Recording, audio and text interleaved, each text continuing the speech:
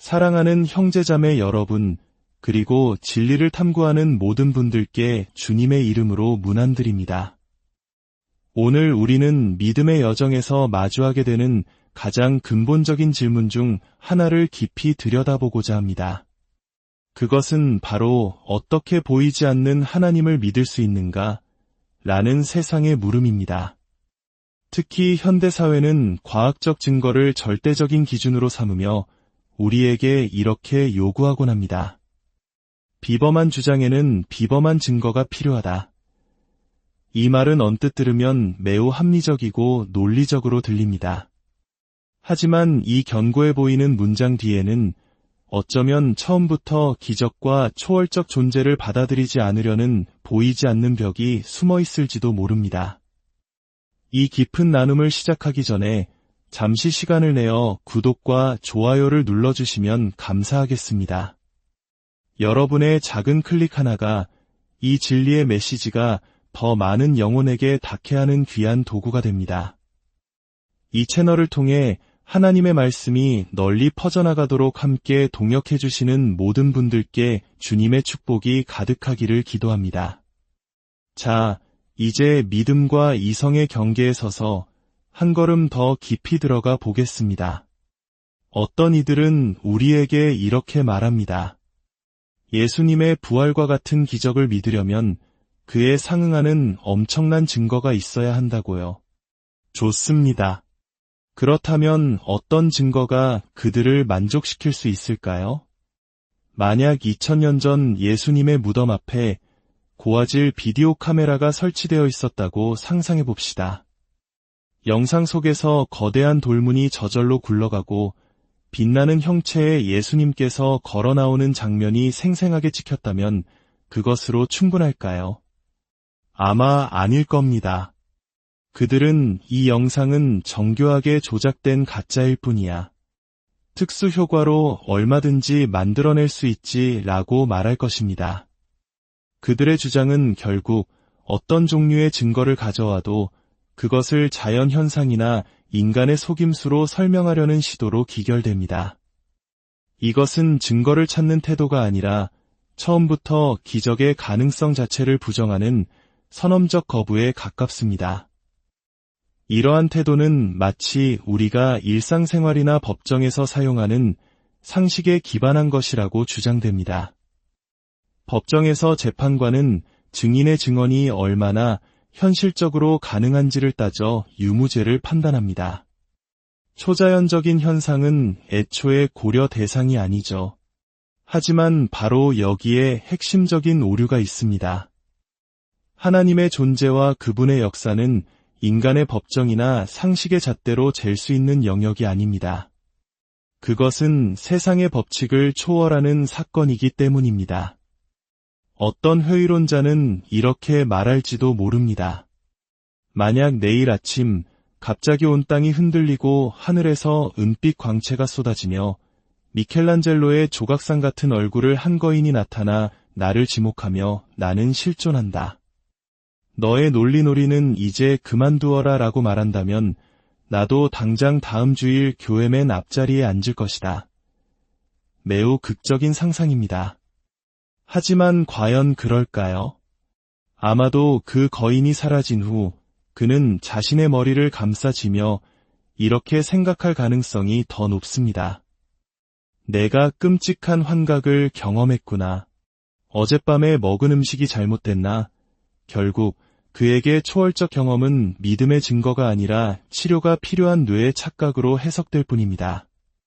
이처럼 마음의 문이 닫혀 있다면 하나님께서 친히 나타나신다 해도 그것을 믿음으로 받아들이기는 어려울 것입니다.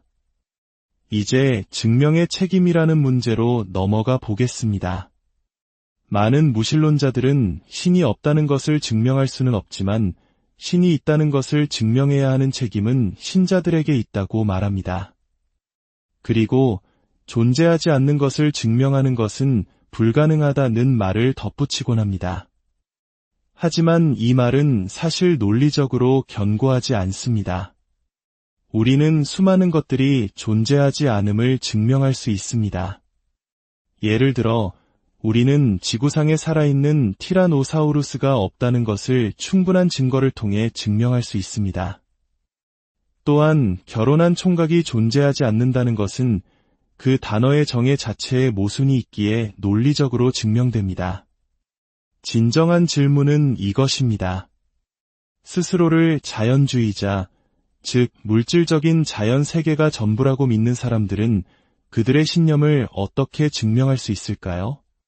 자연 너머에는 아무것도 없다는 주장이야말로 증명이 필요한 거대한 긍정적 주장입니다. 만약 그들이 그것을 증명할 수 없다면 그들은 스스로를 자연주의자가 아니라 불가지론자, 즉 신이 있는지 없는지 알 수 없다고 말하는 사람으로 불러야 마땅합니다. 사실 과학이야말로 우리가 믿는 모든 것을 증명할 수 없다는 가장 강력한 증거입니다.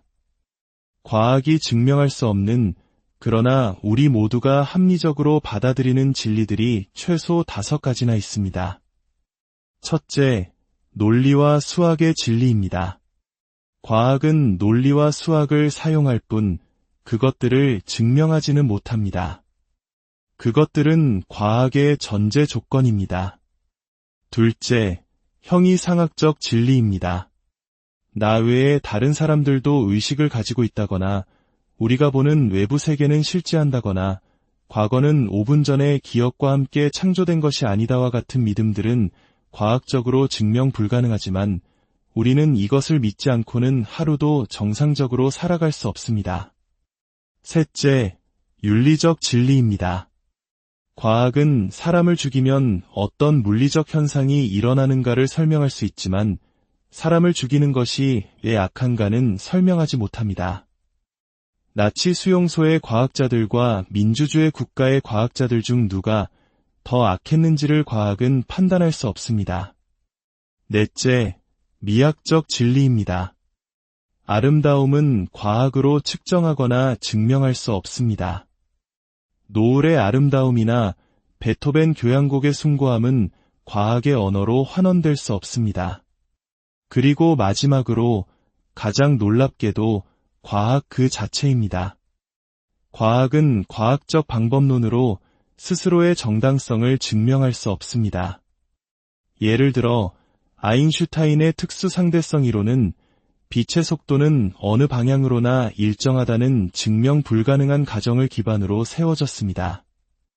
과학 역시 증명할 수 없는 믿음의 토대 위에 서 있는 것입니다. 이처럼 우리의 이성은 과학의 울타리를 훨씬 뛰어넘습니다. 이제 우주의 시작으로 눈을 돌려봅시다. 현대 과학은 우리 우주가 약 138억 년 전 한 점에서 시작되었다는 빅뱅 이론을 지지합니다. 그렇다면 우리는 이 거대한 질문 앞에 서게 됩니다.